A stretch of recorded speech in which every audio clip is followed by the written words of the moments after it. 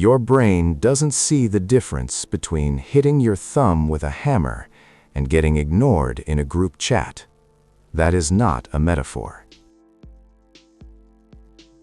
It is a biological death sentence. Right now, your nerve endings are committing a sophisticated crime. They are forcing you to feel physical agony just because someone looked at you the wrong way or didn't appreciate your efforts. To your neurons, social exclusion, it is a physical wound. You are living in a body that perceives discomfort as an attempted murder. And that is exactly why you are trapped. You've been hacked. You've been conditioned to run from any pain into the arms of cheap comfort, which is actually your mental prison. Today, we are going to crack this mechanism using the code of Marcus Aurelius, the emperor who turned his suffering into an iron rod of power. I am going to show you why pain, it is not a bug in your nature, but your only real mentor. We are going to learn not to endure discomfort, but to use it as fuel for absolute mastery over ourselves. I'm warning you, this knowledge will destroy your comfortable self, but it's the only way you'll gain the strength that no crisis can break. Who will you choose to be today? A biological slave to your receptors, or their cold-blooded master? Write in the comments, I accept my pain. We are beginning the operation to reclaim your will. Let's look into the abyss of your biology. Inside your skull, deep in the folds of your gray matter, there is a region called the anterior cingulate cortex. Its only job, to register pain. And here is the dirty secret that science only recently uncovered. Researchers proved that this zone lights up just as brightly when you break a bone as it does when you feel betrayed. To your brain, social torture, it is not a metaphor. When you are ignored, criticized, or excluded from a group, your neurons send the exact same biological danger signal as an open fracture. In the wild, thousands of years ago, this made brutal sense. Being kicked out of the tribe meant certain death from hunger or predators. Pain forced you to be good, just to stay alive. But in the modern world, this ancient mechanism has become your leash.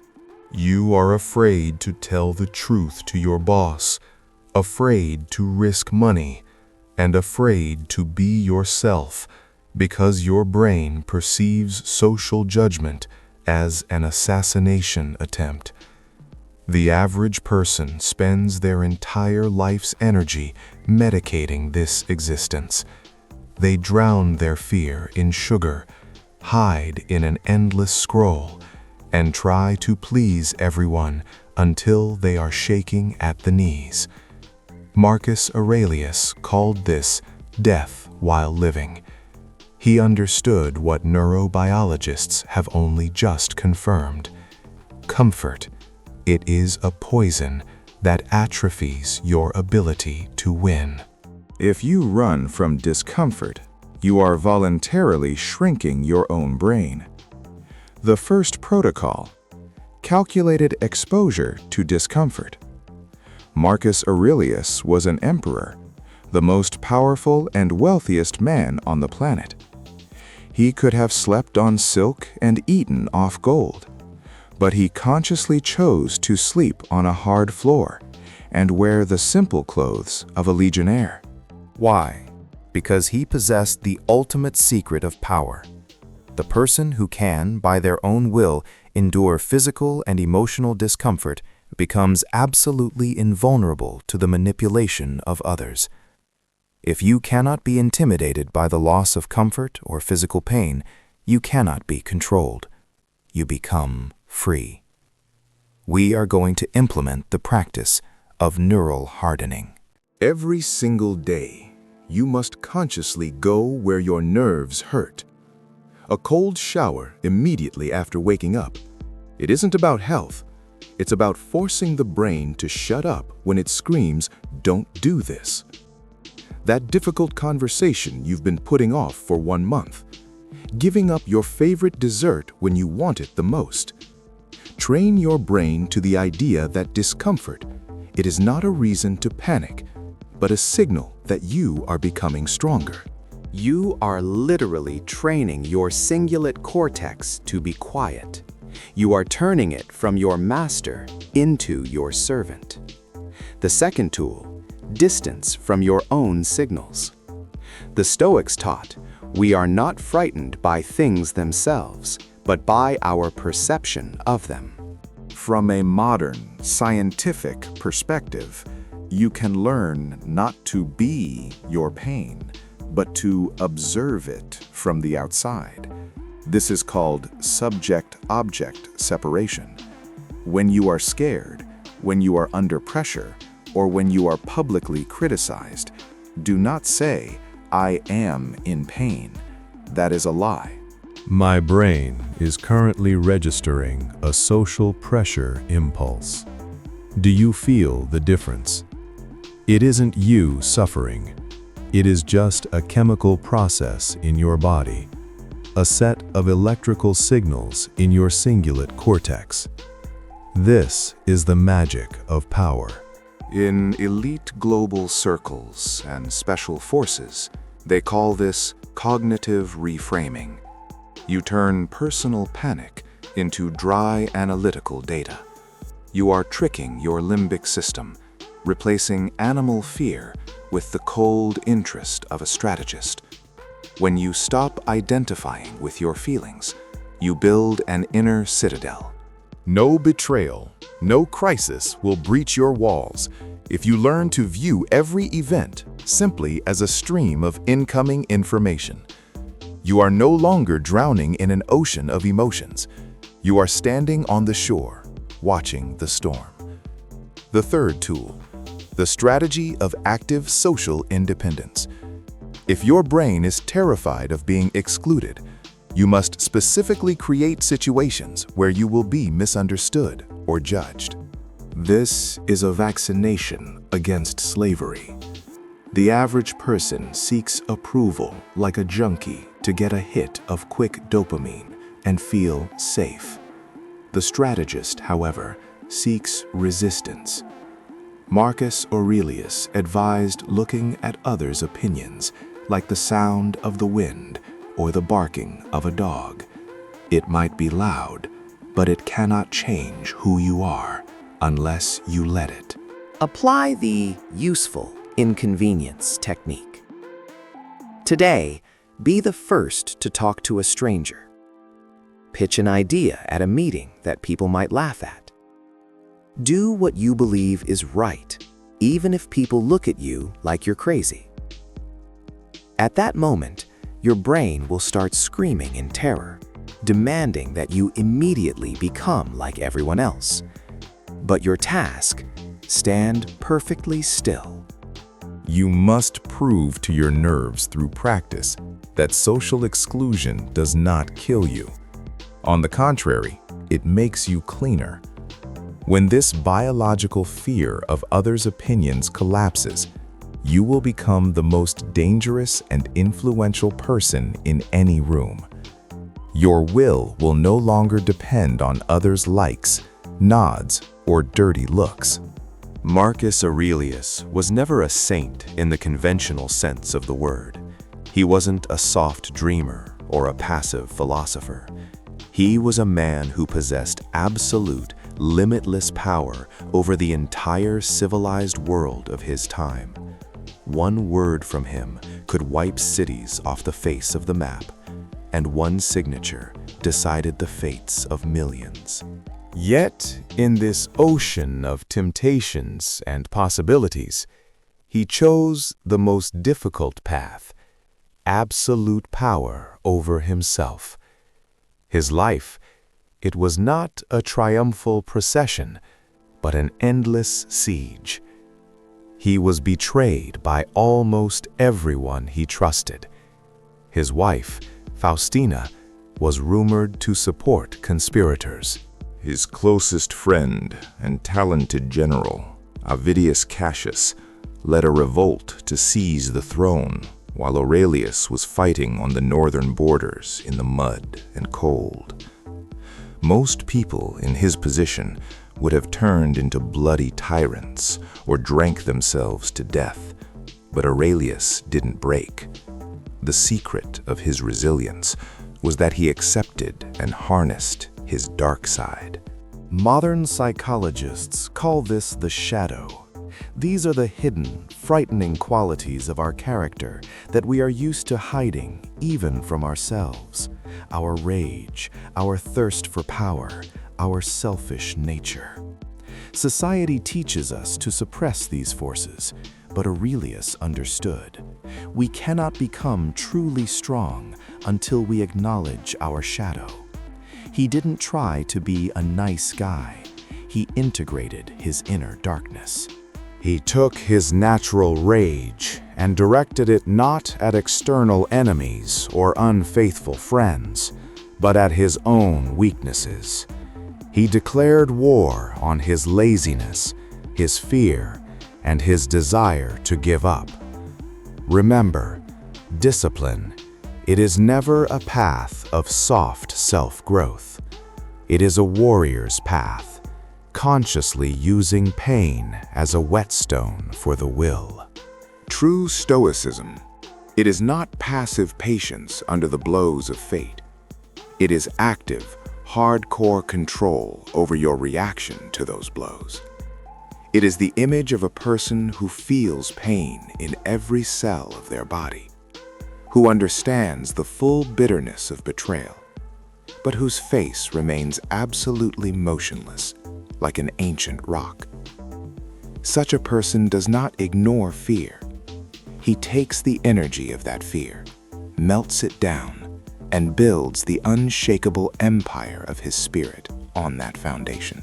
Stop apologizing to the world for your strength and your ambitions. When life hits you hard, when circumstances try to bring you to your knees, know that it is giving you a priceless gift. At that moment, it is testing whether your internal bastions are strong, or if they are made of cardboard and other people's expectations. Every betrayal you face, it is a brutal but accurate lesson in social neurobiology. Every failure that knocks you down, it is a forced calibration of your survival systems. Understand a simple biological truth. If you don't feel pain, if you live in sterile comfort, you aren't living. You are just existing in a dopamine coma, slowly rotting as a person. Your brain physically grows and creates new connections only when it is difficult. Your will becomes steel only when it passes through the fire of real problems and the ice-cold shower of loneliness. Aurelius wrote a phrase in his journal that should become your motto: "The impediment to action advances action. What stands in the way becomes the way." This is not just a pretty quote for social media. This is a manual for rewiring your consciousness. When a wall rises in front of you, you have two options: cry at its base, or use its stones to build a ladder. To learn this, apply the honest monologue technique. In moments when you feel unbearably bad, when you want to feel sorry for yourself and give up, stop. Be silent. And start talking to yourself the way an experienced, tough commander talks to a soldier before a decisive battle. Be extremely strict, but absolutely fair. Do not look for people to blame on the outside. Remind yourself, right now, I am the only reason for what is happening to me. The world might trip me up, but only I decide to stay lying in the mud or to get up and keep going. You are not a victim of circumstances. You are their only meaning and their rightful master. As soon as you take this responsibility, pain will stop being your enemy. It will become your most loyal mentor. It will point out your weak spots so that you can make them the strongest points of your defense. Now we are moving from philosophy to changes in your lifestyle. I will present 5 tools to you that will become your code for the next 7 days. Understand, these are not recommendations or friendly tips. These are hard protocols, orders for your mind. Failure to follow them means your voluntary return to the herd of weak and predictable people. We are beginning the process of forced hardening of your will. Assignment 1: Voluntary deficiency and the destruction of habits.